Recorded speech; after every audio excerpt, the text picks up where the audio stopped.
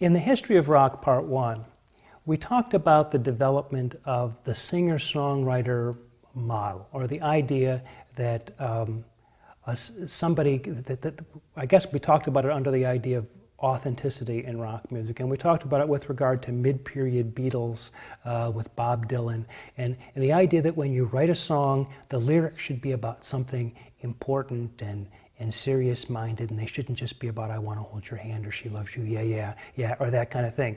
That Dylan, in many ways, kind of led the charge in that direction. He came out of the folk tradition, so the lyrics had always been important in folk tradition. Remember, one of the critiques against Dylan was that he took the "we" of folk music and turned it into the "me" of the singer-songwriter style, sort of navel-gazing, thinking about his own thoughts, as opposed to the kind of problems of people and society and socioeconomic and political injustices and this kind of thing.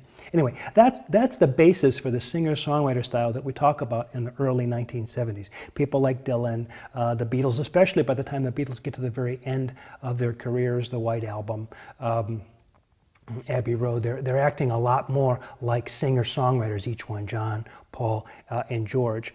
Thing about the singer-songwriter tradition is what I call the importance of being earnest.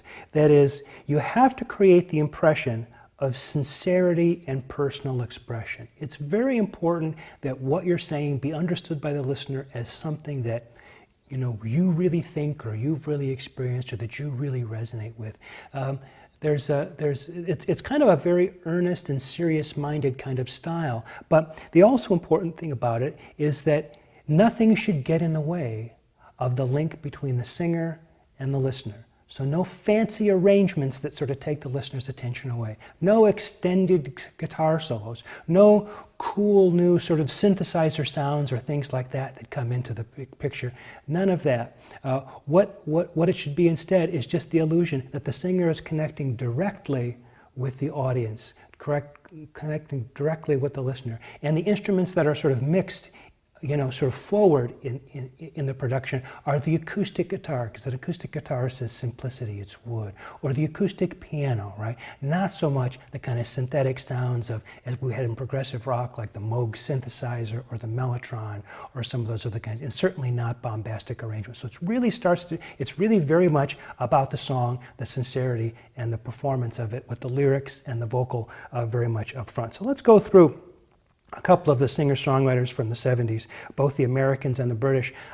Again, as I said before in these videos, I know I may leave out some of your favorites here, but think of these really as representative examples. And if you've got favorites that you want to talk about, bring them to the discussion forum. We'd love to hear what you have to say and what you think about these things. Let's start with James Taylor, who starts out in Chapel Hill, North Carolina, but is signed to Apple Records and brings out one album with Apple in 1969, simply called James Taylor.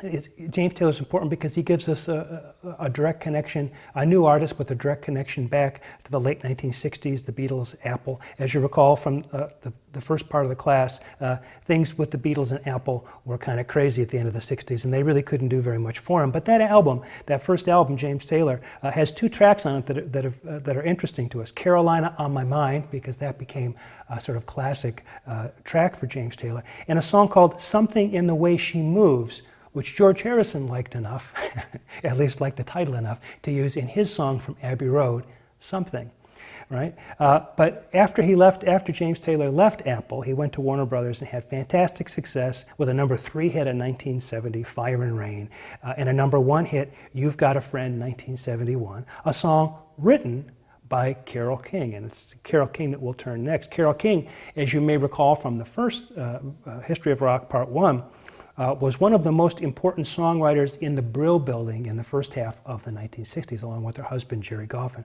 Wrote a whole slew of hits, probably the most important one being Will You Still Love Me Tomorrow, Chains, all kinds of tunes that Carole King wrote, hit after hit after hit.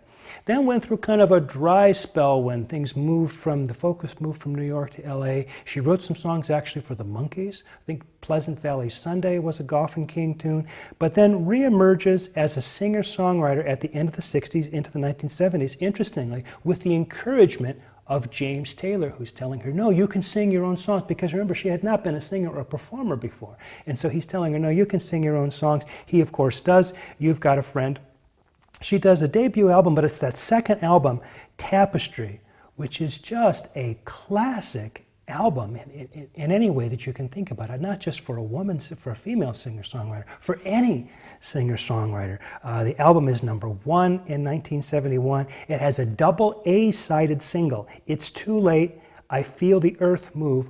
Both of those songs went to number 1. It's a fantastic record from beginning to end. There's just not a bad spot on it. And really establishes Carole King as one of the most important singer-songwriters and a very influential figure for young female singer-songwriters who look to Carole King as somebody as a woman who really can succeed on her own terms in the music business. And so her success will have a lot of ramifications for the future of the history of rock music. Somebody whose history also goes back into the 1960s is Paul Simon, who after leaving Art Garfunkel, the breakup of Simon and Garfunkel, has his own solo career during the 1970s. Of course, Paul Simon had a tremendous amount of success in the second half of the 60s as one half of Simon and Garfunkel. So the roots in the 60s are very clear.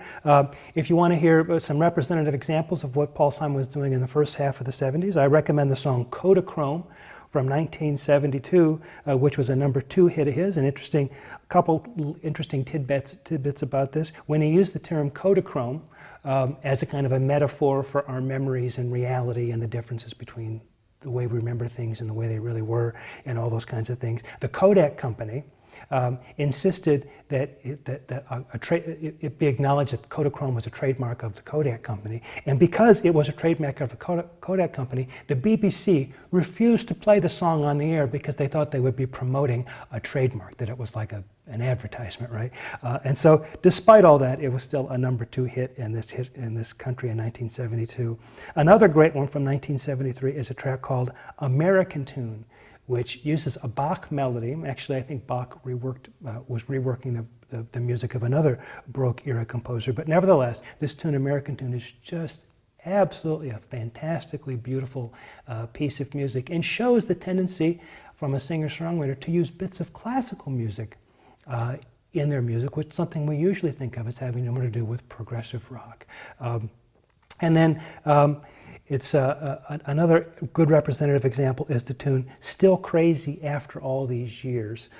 It's the title track to the album of the same name, which went to number 1 in 1975. 50 Ways to Leave Your Lover was the big hit off that album. Paul Simon got a Grammy for that album, and as the story goes, I think in his acceptance speech, thanked Stevie Wonder for not having released an album that year, which made it possible for him to win the Grammy. Anyway, Paul Simon, a songwriter who in many ways in the American songbook sort of rivals people like Carole King and Bob Dylan as one of the great American songwriters throughout the decades. Other American singer-songwriters that we should mention, and I'm sure I'll leave a couple out here, Carly Simon, her track Anticipation from 1971, and You're So Vain from 1973, a track that is about a boyfriend who's self-absorbed, and the whole question arose during the time, who was the boyfriend that she was talking about, You're So Vain? Was it Warren Beatty? Was it Mick Jagger? Oh, if it was Mick Jagger, that was especially delicious because she actually gets Mick Jagger to sing background vocals on the tune so she can say, I'll bet you thought the song was about you, and he's actually singing. Awesome, how much better does it get? She denied that it was about Mick Jagger, but other people have said, it really was. People that knew those people during that time. Harry Chapin, some great sort of introspective songs. Taxi from 1972, about a guy who meets a person from his past while he's a taxi driver. And Cats in the Cradle, a song about fatherhood and all the things the kind of bittersweet memories that go with that from 1974. Don McLean, a couple of big tracks from 1971 that he was especially acclaimed for. Vincent, a kind of a portrayal of artist Vincent van Gogh. And American Pie, which was sort of one of the most studied songs for a while there when it first came out because it has all these references to the history of rock music. So as students of the history of rock music, you ought to look up the lyrics of American Pie and see if you can find all the references to things that we talked about in History of Rock Part 1 in those lyrics. I'm sure you'll find somebody online who's giving you all the answers to that, so it shouldn't be too hard to look up. And then finally, we can say a word or two about Jim Croce. whose Bad Bad Leroy Brown and Time in a Bottle both were #1 singles in 1973, A and B side of the same record. In the next video, let's take a look at the British singer-songwriters and the Canadian singer-songwriters as well.